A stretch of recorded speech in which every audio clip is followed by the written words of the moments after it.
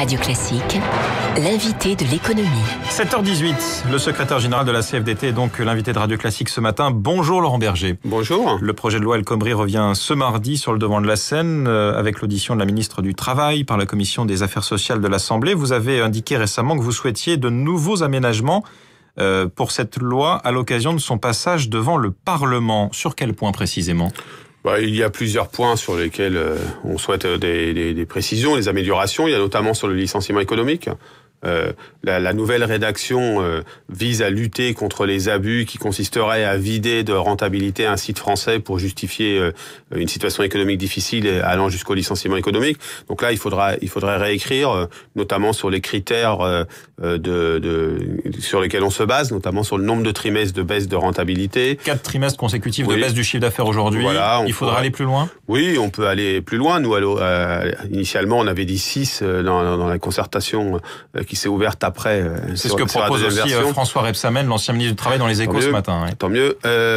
Et puis, il y a aussi le périmètre, ou au moins les conditions de vérification sur le fait que ce ne soit pas factice, que ce transfert, que cette baisse de rentabilité ne soit pas factice. A priori, le pouvoir du juge est renforcé dans ce domaine. Oui, donc ça, c'était une demande de la CFDT qui était forte et c'était important pour nous. Il y a aussi d'autres éléments, notamment sur le soutien aux délégués syndicaux dans une entreprise quand on discute des accords d'emploi sur l'emploi pour être accompagné d'un expert. Il y a des choses sur le fait que des organisations syndicales puissent communiquer sur les réseaux internes auprès des salariés pour les rencontrer. Il y a d'autres éléments sur les travailleurs détachés, par exemple, où nous souhaitons que le code rural soit intégré. C'est assez technique, mais on sait que dans l'agriculture, il y a beaucoup de travailleurs détachés avec des abus. Il faut aussi les contrôles renforcés les concernent. Voilà, il y a beaucoup de choses encore à faire dans ce texte, même si, évidemment, la deuxième version est beaucoup plus acceptable et beaucoup plus intéressante que la première. Si les modifications que vous évoquez ne sont pas prises en compte, vous refuserez l'adoption de ce texte ? Vous appellerez à nouveau à manifester ? D'abord, vous savez bien que c'est pas moi pas les syndicats qui le votent. Vous savez, il faut redire l'histoire. L'histoire, c'est un projet de texte qui était totalement déséquilibré, sur lequel nous avons pesé. Nous avons mené le rapport de force, nous avons obtenu des améliorations substantielles. Et maintenant, il y a le travail sur normal. La suppression de la barémisation des indemnités prud'homales, notamment. Pas que, y compris sur ce qu'on appelle le droit supplétif, c'est-à-dire ce qui s'applique si jamais il n'y a pas d'accord. Vous savez, ce texte, il a une portée importante sur 2 points qui sont pour nous essentiels. D'abord, le renforcement de la négociation dans les branches et les entreprises. C'est comme cela que nous arriverons à construire une économie compétitive qui réponde à la fois à des enjeux économiques mais des enjeux sociaux. Et puis, deuxièmement, le compte personnel d'activité qui protège les salariés et les chômeurs tout au long de leur parcours professionnel. C'est la protection sociale de demain. C'est là-dessus que nous voulons appuyer encore. Les autres syndicats disent que le compte n'y est pas, notamment pour ce qui est de la protection des salariés, ou en tout cas que ça va trop loin dans l'assouplissement des conditions pour les entreprises de faire ce qu'elles veulent de leur personnel et des conditions de travail. Sur quel point ? Il faudrait dire sur quel point. C'est sur quel point il y a des conditions de souplesse. Vous savez, il n'y a aucune souplesse possible pour les entreprises s'il n'y a pas un accord collectif de branche ou d'entreprise. Dans ce texte, c'est clairement dit. Puisqu'on enlevait la possibilité aux PME, notamment... Puisqu'il n'y a aucune décision unilatérale... D'imposer le forfait jour à ses salariés. Bien sûr, il n'y a aucune décision unilatérale possible, ou quasiment, de la part des entreprises. Et il n'y a pas de possibilité, s'il n'y a pas d'accord, de faire en dessous de ce qu'est le code du travail aujourd'hui. C'est la place au dialogue social. Je crois que c'est ça le clivage qui existe aujourd'hui au sein du syndicalisme. Est-ce que l'on croit le dialogue social dans les branches et les entreprises facteur de progrès pour les salariés, ou est-ce qu'on pense que ça ne l'est pas ? Laurent Berger, si l'on veut parvenir en France à un modèle de type flexi-sécurité à la danoise, je ne sais pas si c'est exactement le souhait de la CFDT, mais est-ce qu'il ne manque pas tout de même un volet efficace en termes de formation des demandeurs d'emploi ? On voit que ça pêche aujourd'hui, même s'il y a eu ce plan de 500 000 formations de François Hollande, ça a du mal à se mettre en place et ça mettra des années à se mettre en place. Ça n'est pas efficace aujourd'hui, la formation professionnelle. Vous avez raison, il n'y a de sécurité pour les salariés, au regard de la souplesse qui existe dans l'économie, que s'il y a de la formation. Mais dans le compte personnel d'activité, il y a le renforcement de la formation pour les demandeurs d'emploi, les moins qualifiés notamment, ou pour les salariés les moins qualifiés.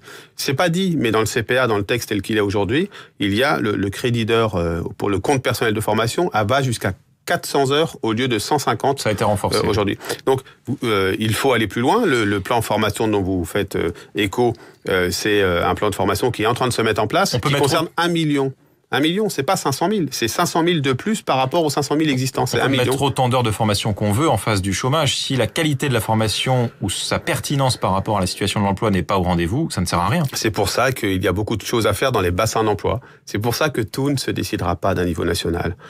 Et que la culture qui est la nôtre, qui est une culture très jacobine, où on cherche la recette miracle, c'est pas vrai. Il faut recenser les besoins. C'est ce qui est en train de se faire. Recenser les besoins dans les secteurs professionnels, dans les bassins d'emploi, et faire en sorte que les formations adéquates s'y développent, et le fait qu'on accompagne les demandeurs d'emploi dans ces formations pour aller jusqu'à l'emploi. Ça ne se fera pas non plus, on le sait, sans investissement. Sans investissement public et privé. Laurent Berger, avant la parution du contenu du projet de loi dans sa première version en février dans Les Échos, juste par curiosité, est-ce que vous aviez été informé de son contenu par le gouvernement, dans le détail? Pas dans le détail, évidemment. Il y a eu des concertations, des rencontres. Sur le licenciement économique, vous n'étiez pas au courant? Non. C'est quand même incroyable, non? Oui, c'est incroyable, mais je crois qu'il y a un problème. La genèse de ce projet de loi pose problème. C'est pour ça que nous avons demandé un report. Ce report a permis pendant 15 jours d'écouter l'ensemble des organisations syndicales et patronales et de les réunir pour faire part d'un nouveau projet. Vous savez, c'était mal parti. Moi, je pourrais être dans la posture. Finalement, ça serait aussi assez arrangeant. En disant, voilà, c'est mal parti, c'est vraiment plus que des maladresses, on repart de zéro, on repart. Moi, ce qui m'intéresse, c'est la situation économique et sociale de ce pays. Et c'est la situation des salariés. Cette situation des salariés, elle implique davantage de dialogue social. Et je crois qu'on est à la croisée des chemins pour le syndicalisme et davantage de protection pour les salariés. On va revenir sur le syndicalisme. D'un mot, il y a eu 4 ministres du Travail sous Nicolas Sarkozy et 3 déjà sous François Hollande. C'est un problème pour vous ? Cette non-continuité des interlocuteurs? La stabilité des interlocuteurs est importante. C'est pas en tant que tel un problème, parce que la question, elle est de savoir quelle est l'implication et le travail de ces ministres. Et que ce soit sur le quinquennat précédent ou celui-ci, on a eu des interlocuteurs de qualité, comme on a eu des fois des interlocuteurs qui connaissaient moins les sujets. Peu importe. Non, mais ça, moi, okay. Vous savez, je ne rentre jamais dans ces sujets-là, vous me connaissez. Mais ce qui est important, c'est qu'il y ait une continuité et qu'on sache ce qu'on veut faire. Et parfois, c'est ce qui manque très clairement, c'est le cap. Il faudrait que ce gouvernement, il assume le fait qu'il veuille que cette loi, elle n'est pas faite pour créer des emplois demain. Elle est tout de suite. Elle est faite pour créer des emplois dans la durée, parce qu'on adaptera notre système de relations sociales et notre système de protection sociale aux enjeux du 21e siècle. Vous le disiez, Laurent Berger, le syndicalisme français est à la croisée des chemins. Il est en tout cas peu représentatif aujourd'hui. Le taux de syndicalisation en France est faible, inférieur à 10%, notamment dans le secteur privé. On est à 70%, je crois, dans un pays comme l'Allemagne. Comment faire pour que davantage de salariés adhèrent à un syndicat ? Tout simplement en redonnant du pouvoir aux syndicats dans l'entreprise, dans la branche. C'est en leur donnant du pouvoir de négociation. Les salariés, dans toutes les enquêtes le montrent, ils attendent des syndicats. Est-ce que ça n'est pas sur les revendications même des syndicats qu'il faut aussi travailler ? Pour les revendications, elles se bâtissent au plus près d'où sont les salariés. Donc, et les agents des fonctions publiques. Le rôle des syndicats aujourd'hui, c'est d'écouter les salariés, c'est de construire avec eux les propositions qui vont bien, c'est de s'engager dans la négociation et de s'engager dans des accords lorsque on considère que le compromis nous convient. C'est ce que nous montrent toutes les enquêtes qui sont faites sur les attentes des salariés à l'égard des syndicats. Sauf que ce syndicalisme, il existe, celui de la CFDT. Vous savez, les syndicats, il faut qu'on comprenne une chose. C'est qu'on a été bâti on s'est développé sur le compromis fordiste, qui n'a jamais été satisfaisant pour la CFDT. Ça veut dire quoi? Ça veut dire qu'à un moment donné, il y a de la production de richesse, et cette production de richesse, les syndicats se battent pour que les salariés en aient une part. Ça peut encore fonctionner à certains endroits, ça fonctionne pas partout. Maintenant, moi, ce que je réclame, c'est davantage de poids des salariés, et donc de leurs représentants, des syndicats, dans la gestion, dans la gestion des entreprises au quotidien. Un modèle à l'allemande de la cogestion. En tout cas, qu'on y aille davantage avec un poids accru des représentants du personnel des entreprises. C'est ce que devrait permettre ce projet de loi, même s'il y a un risque, parce qu'on n'a pas toujours les interlocuteurs patronaux loyaux en face, mais ça fait partie malheureusement des choses. Et quand la CGT et Force ouvrière soutiennent les manifestations des organisations de jeunes, c'est délétère, voire dangereux selon vous ? Non, je dirais pas ça. Vous savez, moi je comprends que les jeunes aient envie de dire qu'ils valent mieux que ça, mais justement parce qu'ils valent mieux que ça, il faut qu'on se batte aujourd'hui pour réduire le chômage, réduire la précarité, et c'est ce sur quoi la CFDT est engagée. Merci Laurent Berger, secrétaire général de la CFDT, invité de l'économie ce matin de Radio Classique.